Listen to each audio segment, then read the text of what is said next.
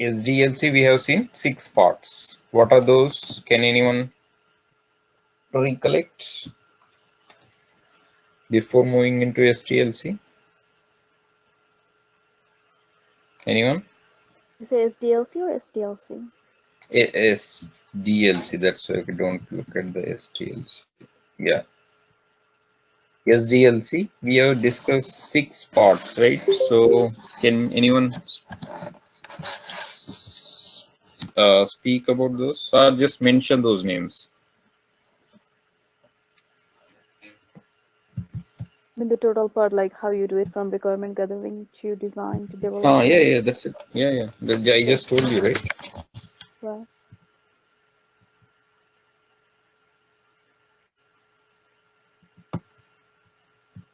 Okay, so you were not able to recall. I'll just go back and same thing. Okay, so these are the things we have discussed. Requirement gathering. Okay, you should be aware of it. I mean, all the time you should be having these on your mind because these are very typical interview questions. So what are the parts of SDLC, software development life cycle? You can say requirement gathering, analysis and planning, system design, implementation, system testing, and user acceptance testing, and deployment. Of course, deployment is done, and then finally it will go to the maintenance stage. So these are the things we have discussed in detail so far, and the methodology that can be used in any project is waterfall methodology or V-process methodology or agile methodology. So waterfall methodology is exactly similar to the SDLC process in the sequential order. Okay, 1, 2, 3, 4, 5, 6. So only after completion of previous step, the next step is done. So V process model, it's parallel in the sense automation test during the, I will just show you the image, that way you will easily understand. V process model.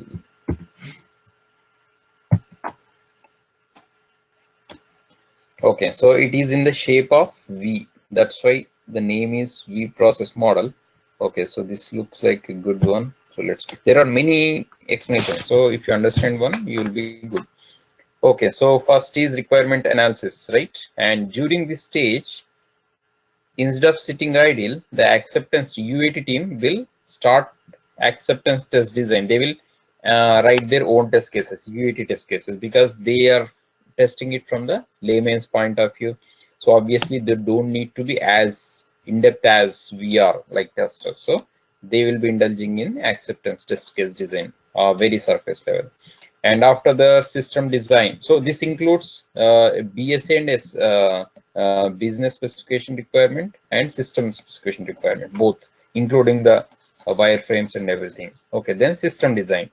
So in system design and architectural design, don't worry, this is subdivided, that's fine.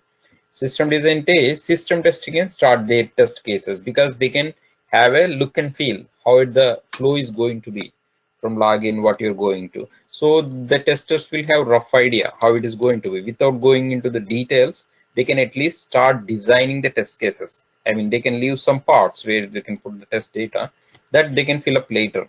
Okay.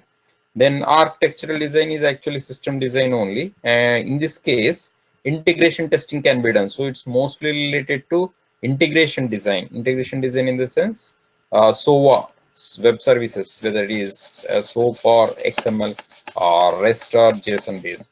So integration testing can be done at least by preparing some data. And module design in the sense it is actually low level design. Okay, the names are different, but it is low level design during which the developers can do the unit testing. So small units, the modules are called units, they can start the testing. And coding is done. So coding is, once the coding is done, this is the culmination point. Once the coding is done, then everybody can resume their work. So system tester, as for us, we can actually, after the writing test case is done, we can immediately execute it here. So that's a V process model. I'll just save this. This is a good image.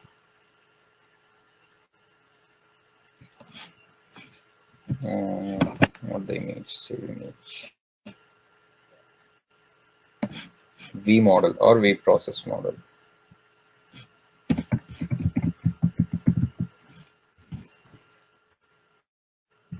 Okay, so Agile methodology already we discussed. So it has a few flavors, one of which is Agile Scrum, and Agile Scrum has short sprints, and we have all the process that as we discussed. Okay, so those are the three methodologies, and out of which the Agile is the current preferred methodology in the market.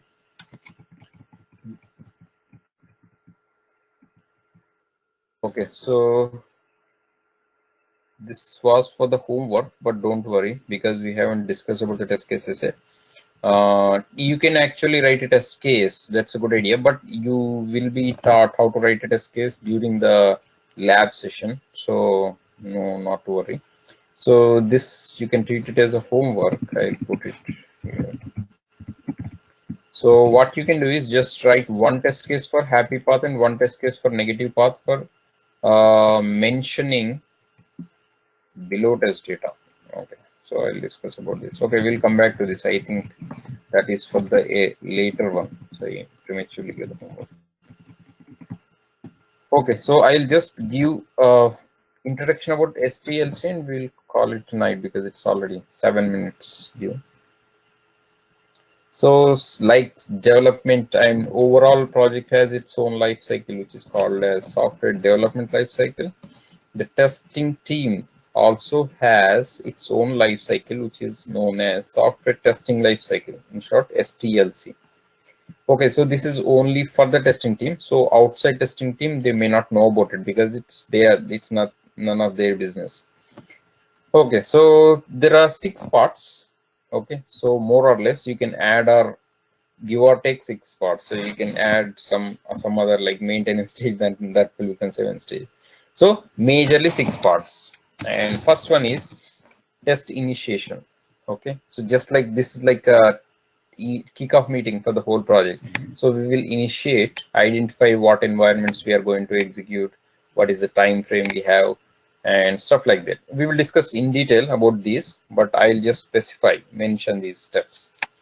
Then second step is test planning. So in test planning, we will plan the whole testing in elaborated fashion, like in detail.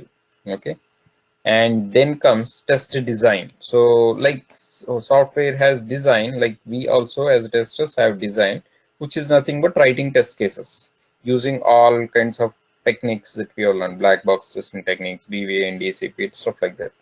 And once you wrote the test cases, obviously you have to run them. So that will be covered in test execution stage. And during the execution stage, some will pass, some test cases will pass, some test cases will fail, and you have to report those failures. And that will be in defect reporting stage. And defect reporting, also the defect, each and every defect has its own life cycle. So we will discuss about this.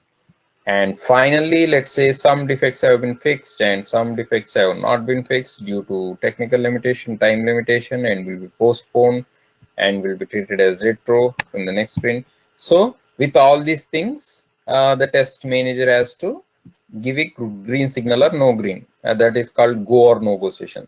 So the test closure, they will discuss about these, and by also they will look at the test requirement traceability matrix, also known as RPM, which basically is a Excel spreadsheet or any other document, or ALM also you can put, which mentions requirements versus the test cases versus the defects, the many-to-many relationship between all of these, like how many each requirement is covered in how many test cases, and one test case covered how many requirements, and the test case has any defects, if so what, and this defect is pertaining to which one or too many requirements. All these relationships will be mentioned in RTM. So, and test summary report will say regression test report, like how many test cases passed, how many failed, and everything, the dashboard. And by looking at this, test manager will make a decision to go or no go. That means to release the software or not. That will be discussed in the test closure, which is the end of the one life cycle. So like every life cycle has a maintenance stage, again this will be repeated. That's what it means by life cycle. So it will be repeated for new sprints, repetition wise. So that's the STLC. We will discuss about these 6 parts of STLC in detail in the next class, which is on Thursday. Okay, so any questions you can ask. There are 4 more minutes left. Any doubts? Today's class or yesterday's class? You can discuss, or in general.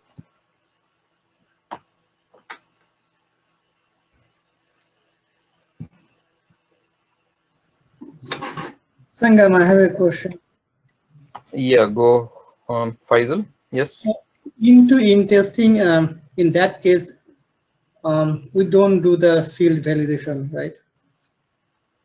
In which one? Or in testing. Which one? Field validation testing? For field validation, like it's not covered, right? Field validation testing is, like I said, it's a part of regression testing, or it can be separate too. So majorly, if you have some fields, right? For example, you have first name field. We forget about the login. So let's say you're filling some Google mail, right? You're signing up for Gmail, and it will ask you to enter all these details, like demographic details, like first name, last name, date of birth, gender. Okay, now let's say you are entering the date of birth field in DDMMYY format. Okay, now it is not accepting, it is actually throwing an error that you have to enter it in MMDDYY format only. Okay, so that's field validation testing. So why this is happening? Because the requirement in the first place was the date of birth must be in the format MMDDYY, YY, or YY, whatever it is. Okay, and the developer, the developer and database administrator have set the rules. So developer has actually set the rule in the front end. Okay, how did he set? He actually wrote the code and he's checking against this format using regular expression. If the entered text is in the form of MMDDYY, if it is not in the MMDDYY format, and trying to submit the page, sign up page, throw this error. Okay, that the date of birth must be in the format MMDDYY only. Now you have to do that field validation test prior hand. Okay, as a separate entity. Okay, so you will be testing with different formats. Now your scenarios could be, you will be checking with YYDDMM, something. You can also try with 01 Jan 1980, stuff like that, all the wrong formats, and see if the error is coming or not. And one right format, MMDDYY, obviously it will work. And field validation for the type, that is covered. Now what about the value? So you might be entering 0101, like 1000. Here is 1000.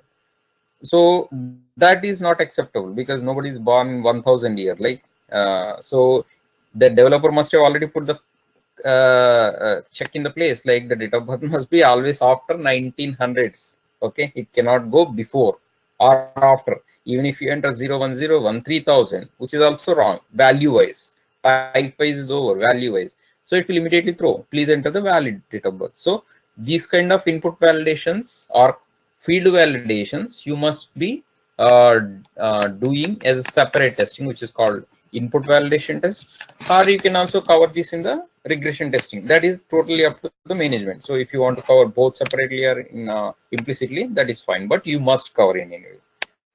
So that's the one. You understood, right, Faisal? You got the point? Yeah, thank you. Yeah. Okay. Okay, any more questions?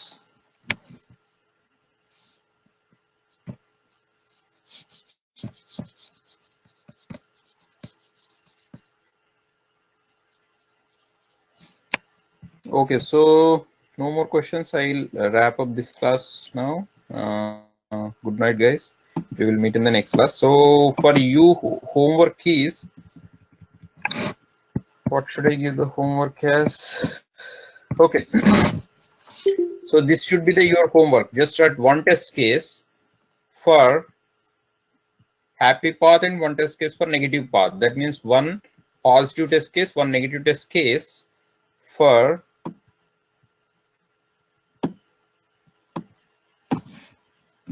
for the same thing that just now discussed. For field validation, input validation on date of birth field, which must be in the format MMDDYYYY. Okay. So you come up with all the scenarios. I'm only asking for one happy path and one negative path. So everybody works on it. Everybody will get different happy paths and different negative paths. So you can do that. Try to do that. I will share till here only because we haven't covered.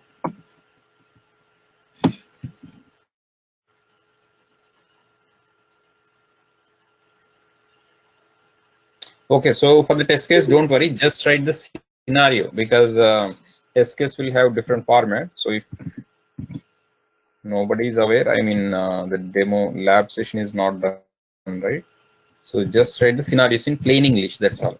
No need to write the test cases. Okay, so I will share these notes till this point, end of the SDLC.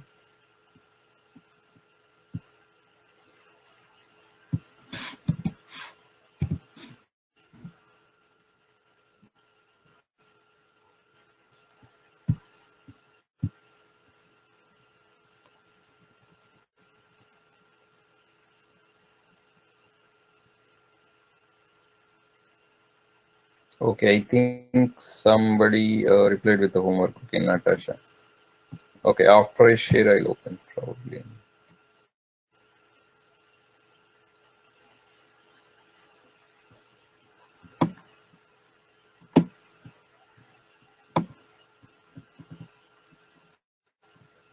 It's too long.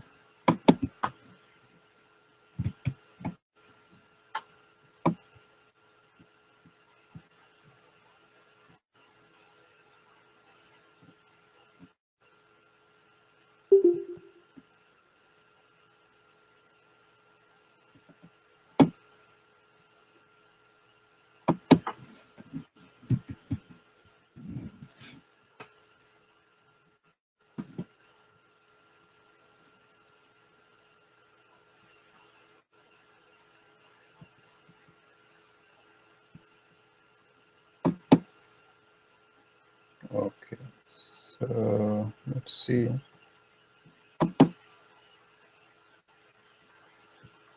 Okay, so 5 pass. Yeah, that's what we discussed, right? Yeah, good job. Who has done this?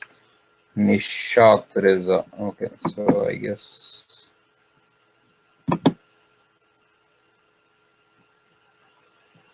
okay, that's the previous notes. Yeah, somebody has done some homework here too. Yeah, this is the one. This is the kind of analysis you need to do. So he, who is this? Khan Razak has covered in detail. So yeah, exactly. This is how we should do. Good job. Okay, guys. So I'll end today's session right now. Good night.